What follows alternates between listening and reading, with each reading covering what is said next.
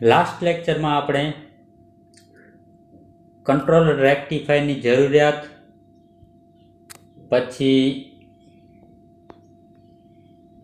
એને નિયંત્રણ કરવાની રીતોમાંથી એક એમ્પ્લિટ્યુડ કંટ્રોલ રેક્ટિફાયર વિશે ચર્ચા કરી હતી. બરાબર. આજે આપણે ફેઝ શિફ્ટ કંટ્રોલ વિશે અભ્યાસ કરશું. બરાબર. તો એ ફેઝ શિફ્ટ કંટ્રોલમાં કેવી રીતે આપણે થારિસ્ટરને ઓન ઓફ કરી શકીએ, બરાબર, કઈ રીતે વોલ્ટેજ જે છે એમાં ફેરફાર કરી શકીએ ફેઝ શિફ્ટની મદદથી. બરાબર. તો આપણે આ લેક્ચર સ્ટાર્ટ કરીએ. બરાબર. તો આજનો ટોપિક છે ફેઝ શિફ્ટ કંટ્રોલ. બરાબર.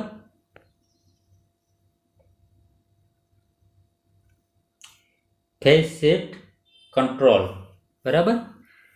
તો ફેઝ શિફ્ટ કંટ્રોલમાં આપણે જે ટોપિક છે એ તો સિમ્પલ જ છે.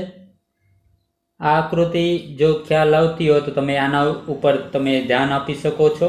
થિયરી તો તમે તમારી રીતે લખી નાખો. બરાબર. તો ચાલશે. આ આકૃતિ છે એ તમારે સમજવી છે. તો પહેલે આ આકૃતિ મેં જે ટીક માર્ક કર્યો છે એના ઉપર ધ્યાન આપો. તો અહીંયા એનોડ વોલ્ટેજ આપેલો છે એક. આ એનોડ વોલ્ટેજ છે. બરાબર. અથવા તો આ આકૃતિ ખ્યાલ ના આવતી હોય તો હું પહેલે સિમ્પલ ડ્રો કરીને તમને બતાવું કે આ એનોડ વોલ્ટેજ છે કે જે થારિસ્ટરને આપવામાં આવતો વોલ્ટેજ. હવે અહીંયા આ થિયરીમાં શું કીધું હોય કે ધારી લીધો છે કે આ વીજી કે થારિસ્ટરને ઓન કરવા માટે જે આપણે ગેટ કરંટ આપીએ છીએ એ ગેટ કરંટ ફ્લો કરવા માટે જે ગેટ અને કેથોડની વચ્ચે જે વોલ્ટેજ છે એ કેટલો હોવો જોઈએ. તો આ લોકોએ આ થિયરીમાં ધારી લીધો છે કે વીજી કે લખો તો કે લખી શકો. ગેટ અને કેથોડ વચ્ચેનો વોલ્ટેજ કેટલો હોવો જોઈએ તો આટલો હોવો જોઈએ. બરાબર. આટલો હોવો જોઈએ. બરાબર. હવે જુઓ, આટલો વોલ્ટેજ એટલે કે તમે જો ગેટ અને કેથોડ વચ્ચે આનાથી વધારે વોલ્ટેજ આપો તો થારિસ્ટર તમારો ઓન થશે, અને આનાથી ઓછો વોલ્ટેજ આપશો તો તમારો થારિસ્ટર છે ઓફ થશે. બરાબર. હવે અહીંયા જુઓ તો હું ગેટ વોલ્ટેજ આપું. ધારો કે ગેટ વોલ્ટેજ છે એ આ જે મેઇન વોલ્ટેજ છે, આ જે એનોડ અને કેથોડ વચ્ચેનો વોલ્ટેજ છે એના ઇન ફેઝમાં છે. એટલે કે ધારો કે એ બંને એક જ ફેઝમાં છે. તો એક જ ફેઝમાં હોય તો આવી રીતે એનો એંગલ સરખો હશે. બરાબર. થોડીક આકૃતિ સારી નથી. બરાબર. પરંતુ જો આ ફેઝ સરખા છે બંનેના, મેં જે ડ્રો કર્યા એ બે અલગ અલગ કલરના વેવફોર્મ, એમાં જુઓ ફેઝ સરખો છે. ભલે એમ્પ્લિટ્યુડ અલગ હોય તો ચાલે, પરંતુ ફેઝ સરખો છે એટલે કે બંને કેવા છે, ઇન ફેઝમાં છે. બરાબર. આપણે કેમ રજિસ્ટર લોડ હોય તો વોલ્ટેજ અને કરંટ ઇન ફેઝમાં હોય, એવી જ રીતે અહીંયા જે વોલ્ટેજ છે VAK અને VJK બંને કેવા છે, ઇન ફેઝમાં. ઇન ફેઝમાં છે. હવે જુઓ અહીંયાથી વોલ્ટેજ તમારો વધે છે, અને અહીંયા જુઓ આ પોઈન્ટ ઉપર જે હું એ બિંદુ કહું, એ બિંદુ ઉપર તમારો જે વોલ્ટેજ છે, કયો વોલ્ટેજ, ગેટ અને કેથોડ વચ્ચેનો વોલ્ટેજ, એ કોના બરાબર થાય છે તો થારિસ્ટર ઓન થાય એ વોલ્ટેજ બરાબર થાય છે. બરાબર. અહીંયા જે મેં આ જે હોરિઝોન્ટલ લાઈન દોરીએ એના બરાબર થાય છે. હવે જો આ વોલ્ટેજ તમારો વધશે આના કરતાં તો તમારો થારિસ્ટર છે ઓન થઈ જશે. એટલે થારિસ્ટર તમારો ઓન ક્યારે થશે તો આ જે એ બિંદુ દોર્યો ત્યાંથી ઓન થશે. એટલે આ ટાઈમે તમારું થારિસ્ટર ઓન થશે. એટલે તમારે આટલો વોલ્ટેજ મળશે, આટલો ભાગ. ઓકે. બરાબર. સિમ્પલ છે કે તમે જે ગેટ અને કેથોડ વચ્ચેનો વોલ્ટેજ આપો છો, ધારો કે એ ઇન ફેઝ છે, ધારવાનું છે, બીજું કાંઈ નથી કરવાનું.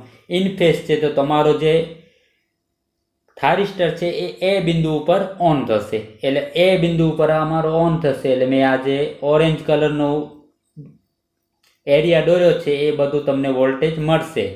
જ્યારે આ જે રેડ કલરનો વોલ્ટેજ છે એ તમને નહીં મળે. શું કામ? કેમ કે એ બિંદુથી ડાબી બાજુ છે, બરાબર? તો એ નહીં મળે. ધારો કે એ બિંદુ અહીંયા છે, આ તમારો એ બિંદુ છે, આ તમારો એ બિંદુ, બરાબર? ઓકે, તો ખ્યાલ આવે છે તમારે? ઓકે, હવે હું શું કરું? હવે હું બીજી શક્યતા વિચારું કે ધારો કે મારો જે આ વોલ્ટેજ છે, આ વોલ્ટેજ તો સરખો જ હશે, સપ્લાય વોલ્ટેજ VA અને આ તમારો જે મિનિમમ વોલ્ટેજ જે જોવે ઓન કરવા માટે એ છે. હવે મેં જે ગેટ વોલ્ટેજ હતા મેં ઇન ફેઝમાં લીધા હતા, એની જગ્યાએ શું લઉં? લેગિંગ લઉં. ધારો કે ઇન્ડક્ટર લોડ હોય તો તમારો કરંટ છે એ લેગિંગ હોય, કોના કરતાં? વોલ્ટેજ કરતાં. તો અહીંયા હું શું લઉં? તો લેગિંગ વોલ્ટેજ લઉં. ધારો કે આ વોલ્ટેજ લઉં, આવી રીતે છે લેગિંગ વોલ્ટેજ. લેગિંગ થઈ ગયું, બરાબર? કેટલું લેગ થાય છે? 5 જેટલો ધારો કે. તો આ વોલ્ટેજ કયો છે? જાંબલી કલરનો VJK. તો હવે મિત્રો તમે કહો કે કયા બિંદુ ઉપર થારિસ્ટર તમારો ઓન થશે? તો આ બિંદુ દેખાય છે, બરાબર? ધારો કે એ બિંદુ આ રહ્યો, ધારો કે બી બિંદુ કહી દઉં, હલો આને, બરાબર? બી બિંદુ કહી દઉં, બરાબર? તો આ બિંદુ ઉપર ઓન થશે એટલે કે અહીંયાથી જે રાઈટ સાઈડ છે એ બધું વોલ્ટેજ તમારે મળશે, જ્યારે લેફ્ટ સાઈડ વાળો વોલ્ટેજ તમારે નહીં મળે, બરાબર? આ જે વોલ્ટેજ છે એ નહીં મળે, કેમ કે એ વખતે તમારો જે ગેટ વોલ્ટેજ હતો એ જે મિનિમમ વોલ્ટેજ હોય એના કરતાં ઓછો હતો, બરાબર? તો નહીં મળે. તો મિત્રો તમે જે પહેલી કન્ડિશન વિચારી હતી એમાં વોલ્ટેજ તમારો વધારે હતો, બરાબર? વધારે મળતો હતો, જ્યારે આ કન્ડિશનમાં તમારો વોલ્ટેજ થોડો ઘટી ગયો. તમે કમ્પેરિઝન કરી શકો, બરાબર, બંને વચ્ચે. ઓકે, હવે હું ત્રીજી શક્યતા વિચારું કે હવે ત્રીજી શક્યતા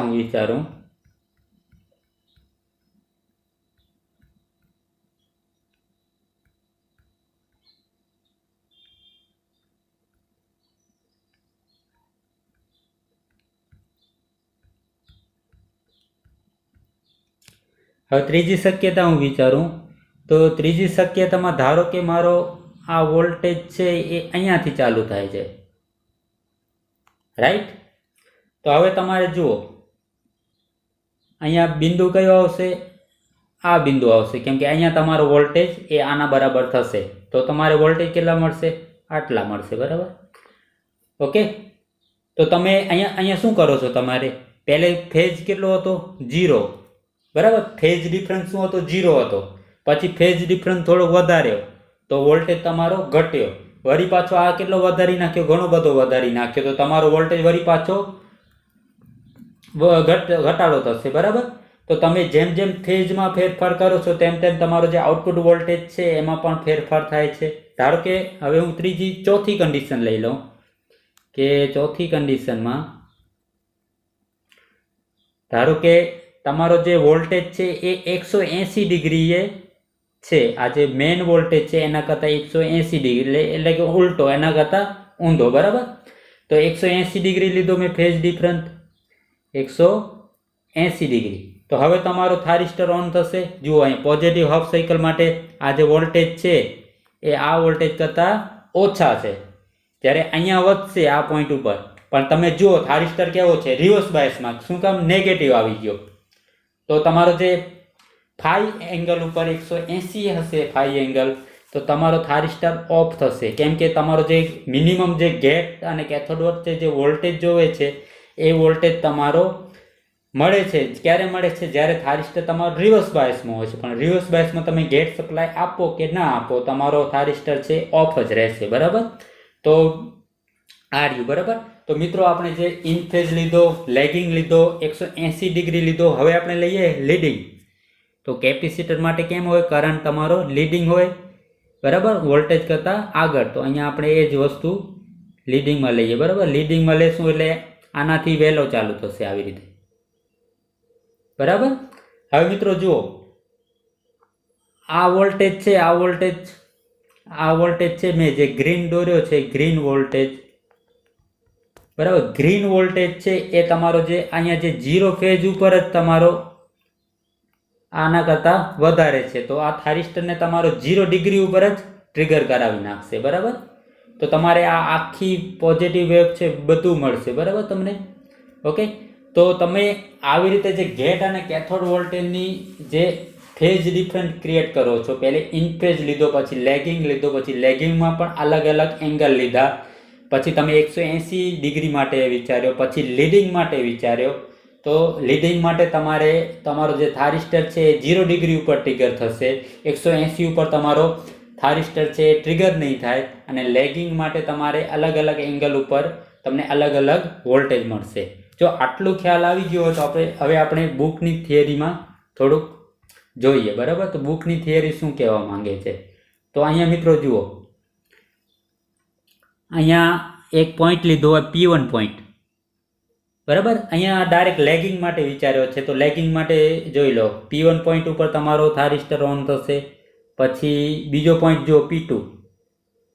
તો તમે જેમ જેમ ફેઝ શિફ્ટ કરાવશો, ફેઝ શિફ્ટ મિત્રો થિયરી શું છે, ફેઝ શિફ્ટ રેક્ટિફાયર. તો ફેઝ શિફ્ટ કરો છો એટલે કે ફેઝ છે જે ફેઝ ડિફરન્સ છે એમાં તમે ફેરફાર કરો છો. શિફ્ટ એટલે અલગ અલગ, બરાબર. શિફ્ટ કરો છો તો તમે જેમ જેમ ફેઝ શિફ્ટ કરશો તેમ તેમ તમને અલગ અલગ વોલ્ટેજ મળશે, બરાબર. અહીંયા જુઓ તમે લેગિંગ માટે તમે જોઈ શકો છો, પહેલે P1 બિંદુ હતો, પછી P2 બિંદુ હતો, પછી આ તમારે P3 બિંદુ છે, બરાબર. તો તમારે અલગ અલગ જે તમે ફેઝ શિફ્ટ કરશો એમ તમારે અલગ અલગ વોલ્ટેજ મળશે, બરાબર. અને મેઇન ઇમ્પોર્ટન્ટ છે કે જ્યારે તમારો વોલ્ટેજ છે લીડિંગ હશે ત્યારે તમારે 0 ડિગ્રી ઉપર થાઇરિસ્ટર ટ્રિગર થશે અને 180 ઉપર તમારો થાઇરિસ્ટર ટ્રિગર નહીં થાય. પરંતુ લેગિંગ હશે ત્યારે તમે અલગ અલગ ફેઝ શિફ્ટ માટે અલગ અલગ વોલ્ટેજ મેળવી શકશો. મિત્રો જે આપણે એમ્પ્લિટ્યુડ કંટ્રોલ રેક્ટિફાયર જોયો એ 90 ડિગ્રી સુધી જ કંટ્રોલ કરી શકતો હતો, જ્યારે આ મેથડથી આપણે 180 ડિગ્રી સુધી કંટ્રોલ કરી શકીએ. આ મિત્રો લીડિંગ માટે આકૃતિ આપેલી છે, જોઈ શકો છો. તે તમારો જે થાઇરિસ્ટર છે 0 ડિગ્રી ઉપર ટ્રિગર થશે, બરાબર. તો મિત્રો આ હતું ફેઝ શિફ્ટ રેક્ટિફાયર, બરાબર. જો કાંઈ પણ ડાઉટ હોય તો તમે પૂછી શકો છો. Okay, thank you.